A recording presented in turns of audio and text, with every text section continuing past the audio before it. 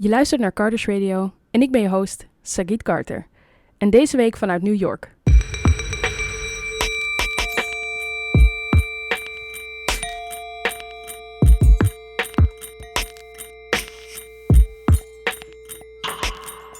Als je wel eens in New York bent geweest, dan weet je dat er een kleine kans is dat als je de metro instapt, dat daar opeens een optreden ontstaat. Het kan zijn dat iemand aan het dansen is, het kan zijn dat meerdere mensen aan het dansen zijn, het kan ook zijn dat iemand gewoon muziek maakt. Het zou zomaar kunnen dat je net als ik Quindell een keer tegen het lijf bent gelopen.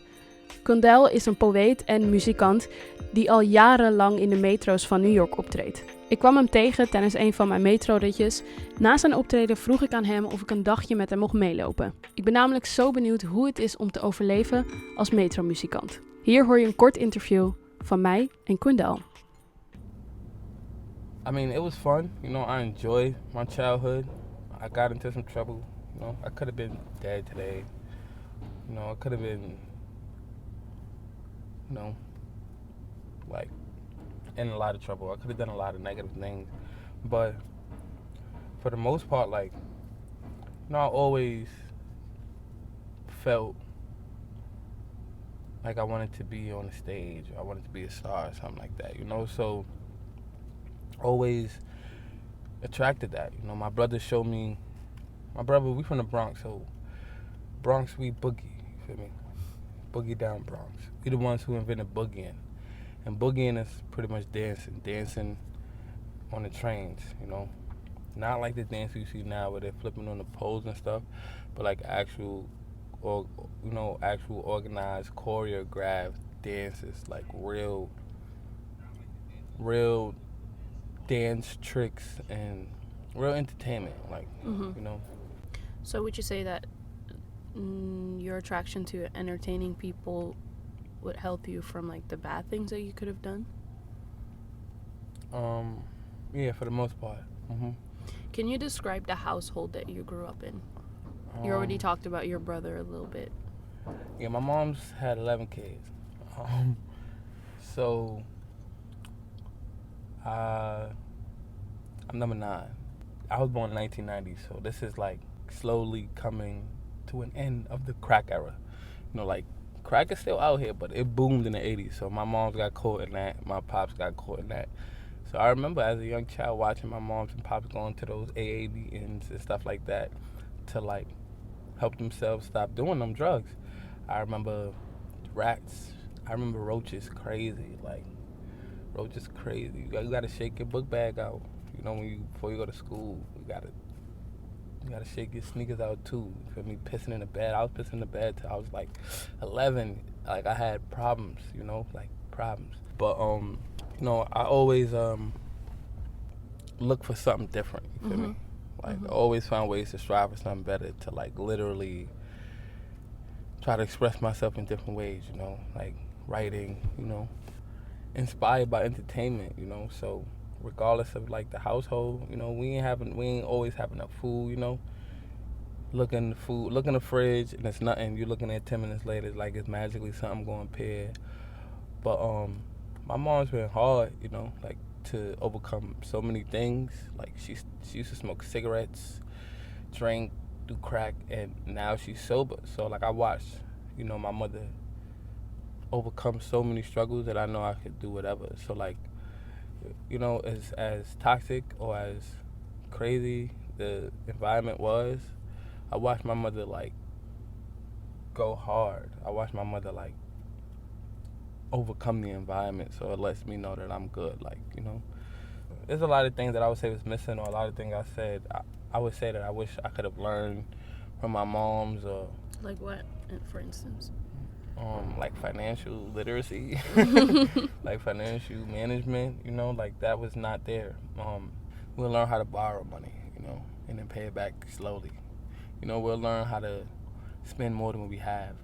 We'll learn how to buy clothes to look a certain way, to present ourselves in a certain way, knowing that like these sneakers or this hoodie or this jacket might have put me in a hole for a little while.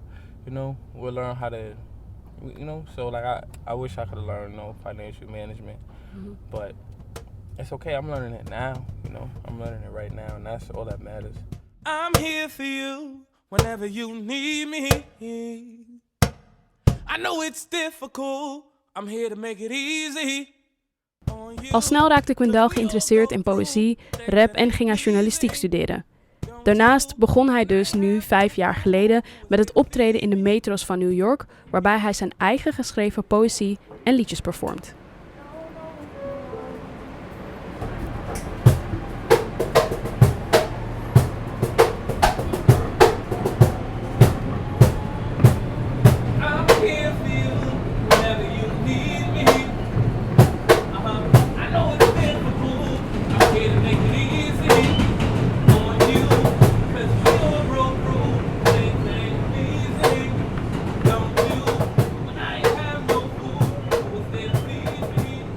Wij spraken zaterdagochtend om 10 uur af.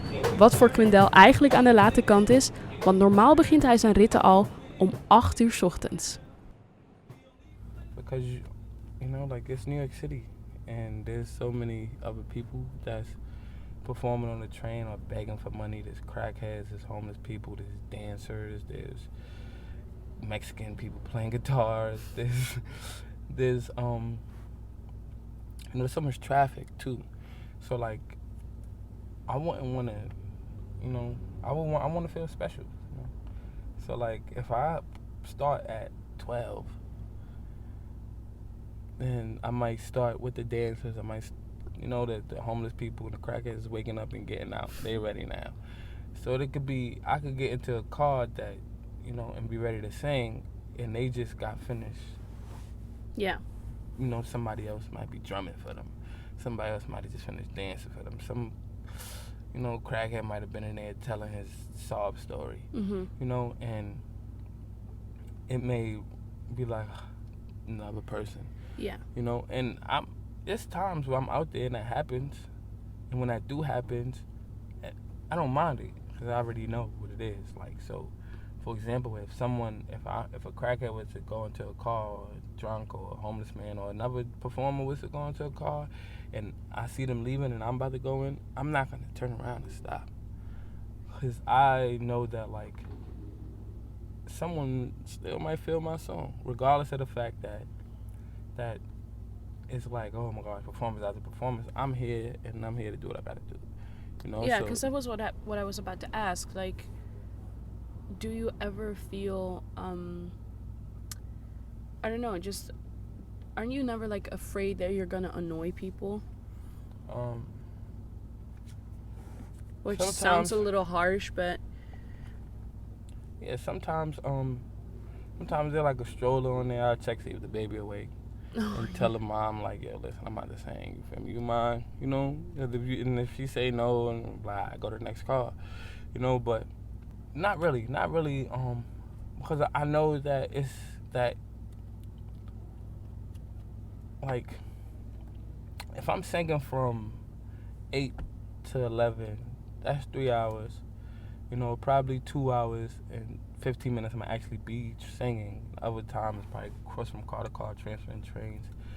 And I do a whole train. Let's say a train is 10 cars, you know, and I do a whole train in 30 minutes. That's 4 trains, 5 trains I'm gonna hit. 30 minutes, 5 trains, 10 cars. You know, that's 50 cars. Mm-hmm. If I get $3 a car, that's $150. I usually make between $100 and $150 a day. So like. And you do that every day from Monday to Sunday? Nah, just Saturday and Sundays. Just Saturday and Sundays? Yeah, because I used to sing every day. And, you know, that's because I was living in the rooms. You know, I moved out my mom's. Mm-hmm. And, you know, I wanted to just get out of there, you know. And I'm happy that I'm out. And, you know, I lived in a room, it's like $800 a month. And then I went to another room, $700 a month. So, and I didn't want to do a job, so I was doing this. And, you know, if I make $100 a day, I could pay for my rent in a week, and then I could hustle if I want to, you know. And it became like, I became used to it. I became used to hustling every day. So I would get like, a lot of times, you know, like $1,500, $2,000 a month singing on the trains, but my hands were really beat up from drumming all the time. I had all types of calluses and stuff. It would really, really hurt. You know, like it would really, really hurt. Like it would hurt bad. Mm-hmm. So I used to sing every day, but now it's just the weekends. You know, because I'm not in that living situation anymore where I have to, pay rent. So I take advantage of that, and I use the other 5 days to work on other ideas. Yeah. You know, so every other day of the week, I'm, like writing, reading, studying.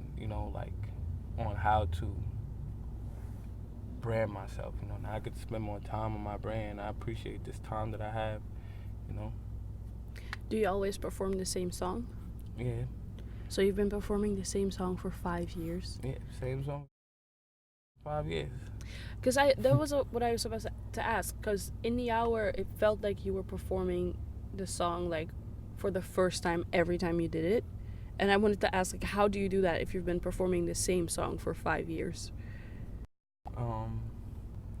Like I know that like people hearing this song for the first time, Mm-hmm. and that's why it's a good thing to do it on the weekends as well, because on the weekends it's not the regular 9 to 5 crowd. So I'm gonna get different people. It's rare that I'll see the same people on the weekends. A lot of times, Which is it's crazy tourists. when you think about it. On the weekdays, I'll see the same people. If I go from 8 to 12 on the weekdays, Monday to Friday, I'm gonna be performing for the same people. So it's like, why are you doing that? The same people going to the same job, the same train, the same car. People will go and sit in the same car every day. Like, if I'm going to if I go to work and I like to sit in the back car, I'm gonna sit in the back car and find the same seat. So like on the weekdays, it might be the same person. So when I used to hustle every day, I used to kind of see the same people, and then, get that keep going, bro. Like, I'm following you, and it's just like, oh my gosh, like you're not gonna give me $1 every time you see me. So like on the weekends, if I see 100 people, just to start a number, I'll probably see 4 of the same people, out of that 100, But the other 96 is new. Like they don't notice. They don't know this song, and I know that. So if this song could reach so many people, then that's it. So it's like I'm not trying to get money. I want the song to be known. I want the song to get the money. So like I want as much people to hear this song as possible. When I wrote this song, it was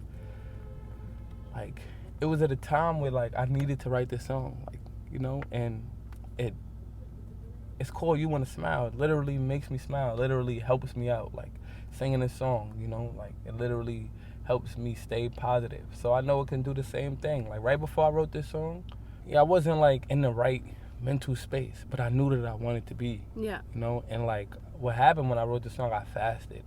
I was super clear, and the song came. Mm-hmm. When the song came. And when the song came, I knew like, nah, this is it. And I ain't never stopped singing that song like since then. I think people like the song, and that's why I always sing it. I don't, I don't think I'm wasting my time. So I think this song is definitely lit. And I think it's no time limit on like success. So like, I might have to sing this song for another year. What is your definition of success? Creating my success right now. I want to keep climbing. I don't ever want to really make it to the top though. I want to always climb, because if I get up there and there's nothing else to get, it's whack. So like, when I become a millionaire, I want to aim for 3 million. When I become, multi-millionaire, I want to aim for 8 digits. But aren't you afraid then that you will never be satisfied with the things that you have? Nah, I'm fulfilled. Like I'm satisfied with everything. I'm satisfied. Or fulfilled is maybe a better word, I think. Yeah. I'm fulfilled. Like I'm fulfilled with where I'm at right now. Mm-hmm. I'm definitely fulfilled. I appreciate everything. Like this is amazing. Like I'm grateful for it all. And because I'm grateful for it all, I wonder what it's like to have more. To have more of this, because I've watched how this can impact my life. Mm-hmm. So like I want to do it more.